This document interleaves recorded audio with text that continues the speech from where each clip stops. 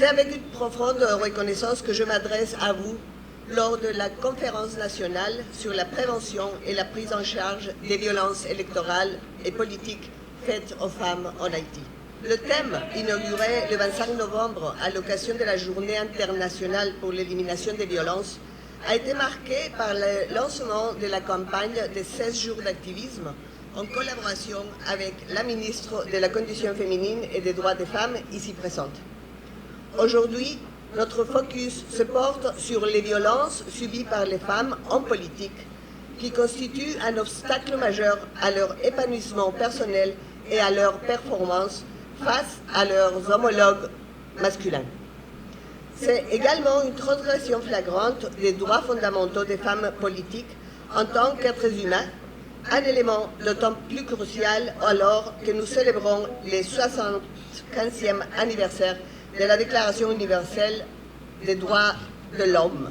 Par ailleurs, cela alimente la discrimination et les inégalités au sein de notre société. Cette conférence aujourd'hui nous offre l'opportunité de tirer des enseignements, notamment une compréhension approfondie du dispositif électoral dans son ensemble, en vue d'une meilleure protection des femmes en période électorale.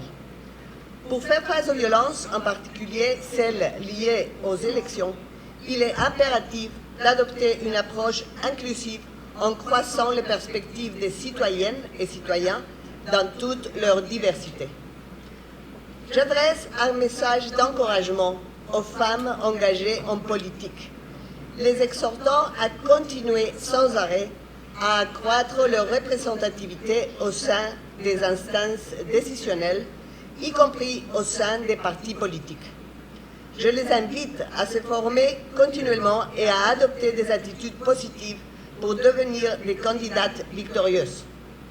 J'adresse aussi aux hommes un message clair d'inclusion des femmes en parité dans les différents niveaux de prise de décision des partis politiques ainsi que dans les candidatures. Des lois pour garantir cette participation sont nécessaires.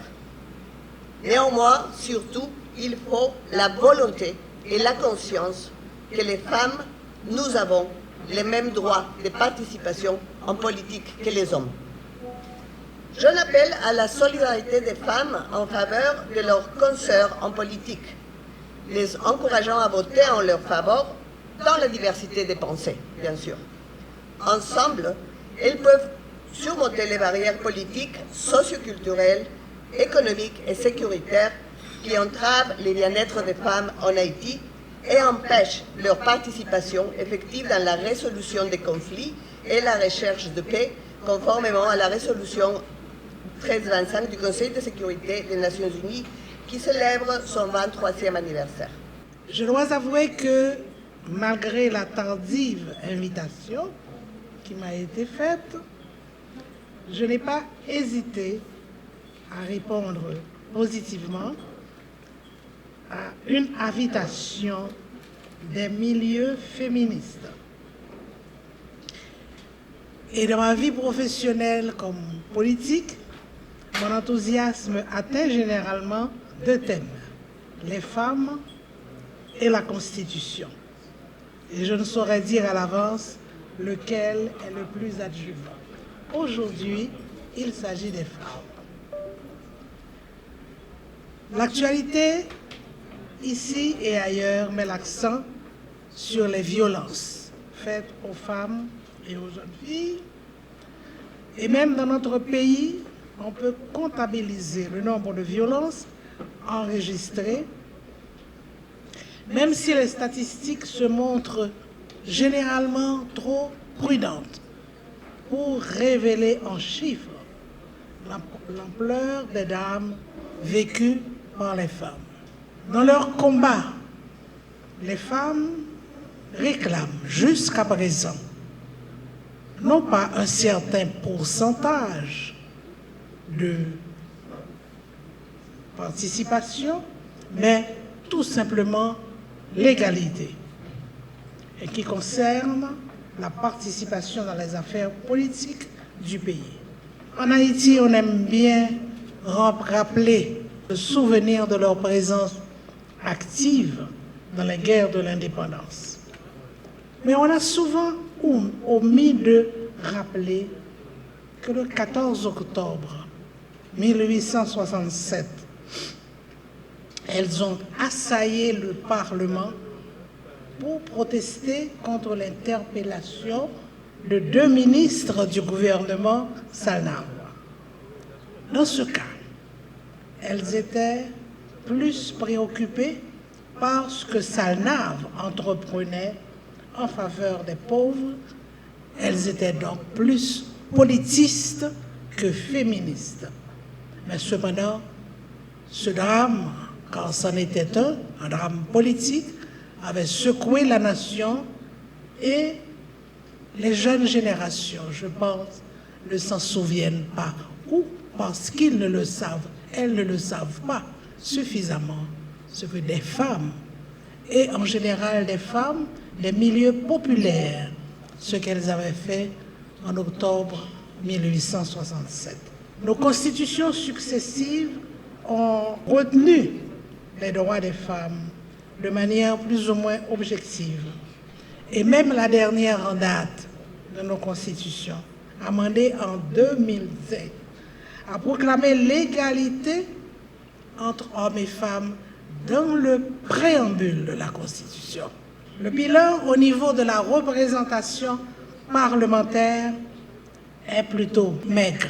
J'ai l'honneur de pouvoir dire que je fus la première et la seule femme élue comme sénateur, disons sénatrice, pour faire plaisir aux féministes au Parlement.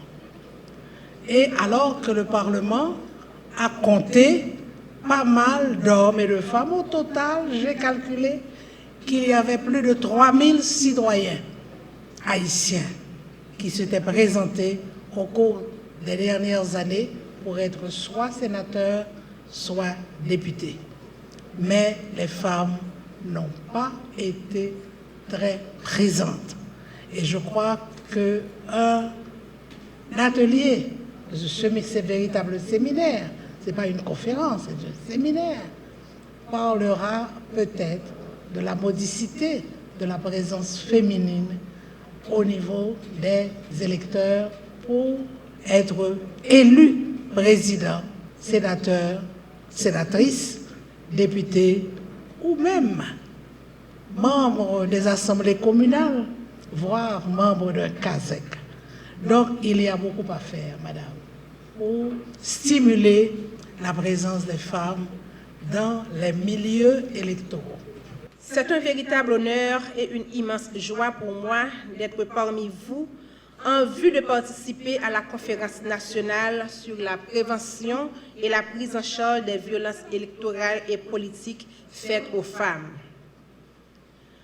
Je me réjouis, en ma qualité de ministre à la condition féminine et aux droits des femmes, d'être partie prenante à ces assises.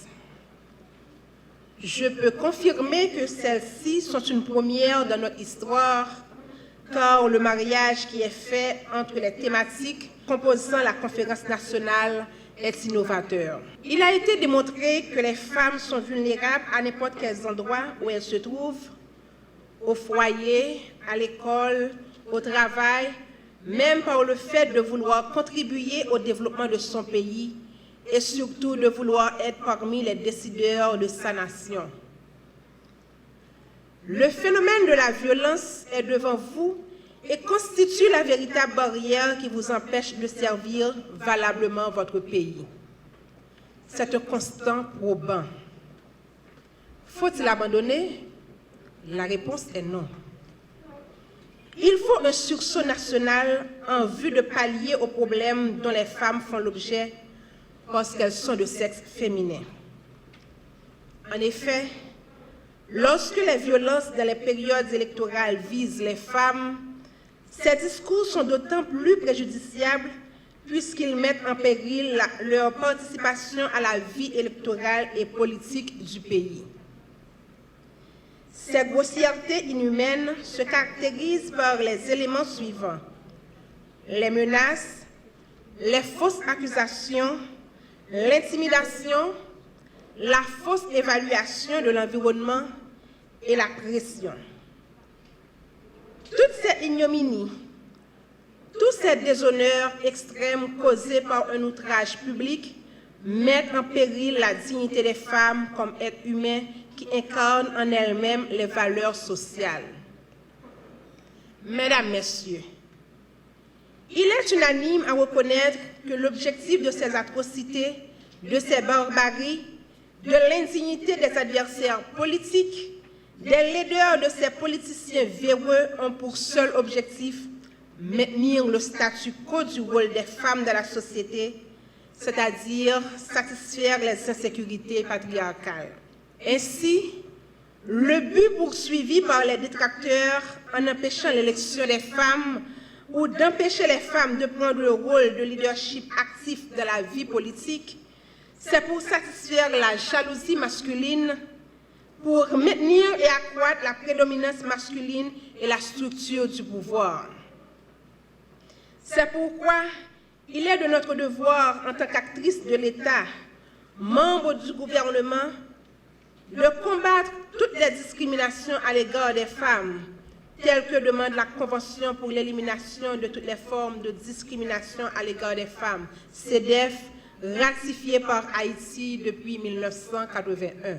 En effet, l'orientation 6 de la politique d'égalité femmes-hommes 2014-2034 fait de la participation égalitaire des femmes et des hommes aux instances décisionnelles une priorité. La citoyenneté active et la participation effective des femmes à la vie politique et aux postes de décision permettront de combler le déficit constaté en Haïti en termes de contribution patente de la gestion des ressources du pays.